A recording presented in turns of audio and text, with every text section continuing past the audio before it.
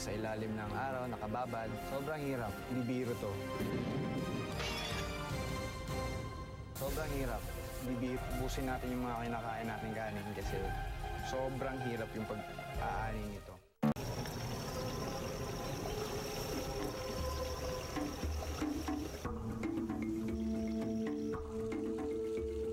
Milyong-milyong Pilipino ang umaasa sa pagsasaka lamang.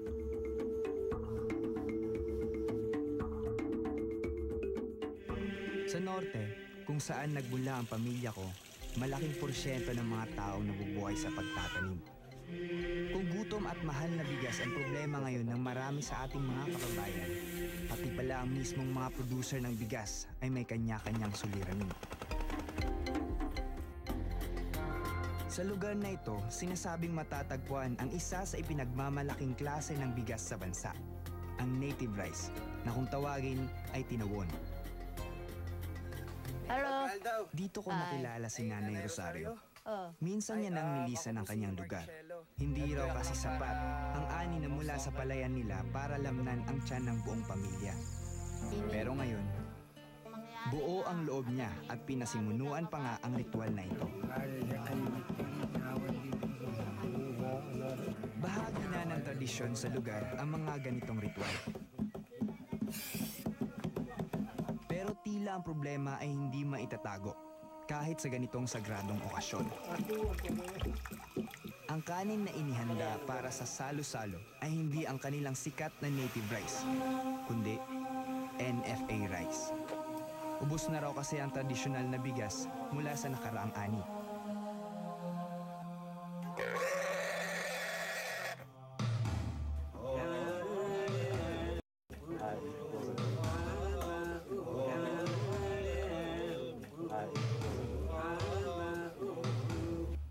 Dati Canada, di ba, sa sound? Sounds na rin dyan. Jeti pangipakita na nga medyo nalagsak met ati.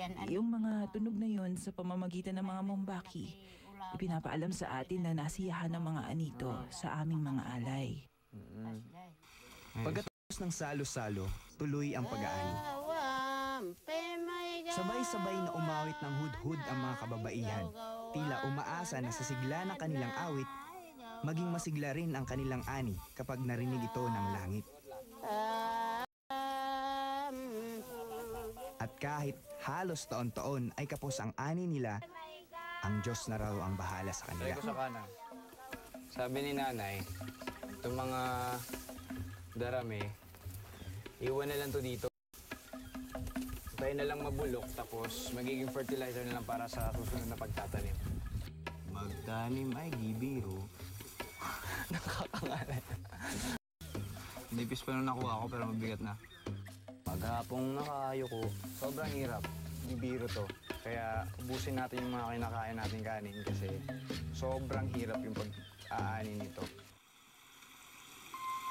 Bawat butil, mahalaga. Lalo na ngayong sinasabing may kakulangan daw sa bigas. At marami sa ating mga kababayan, ni walang maisubo.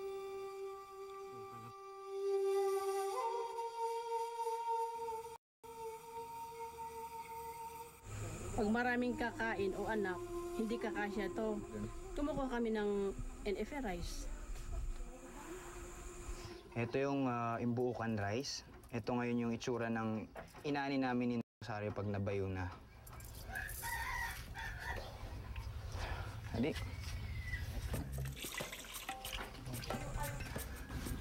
Iba ang pakiramdam na mula sa sariling pagod at pawis, nalalamnan ang tiyan na kumakalam. Ulam na lang. Talaga palang ang magtanim at mag-ani ay di biro.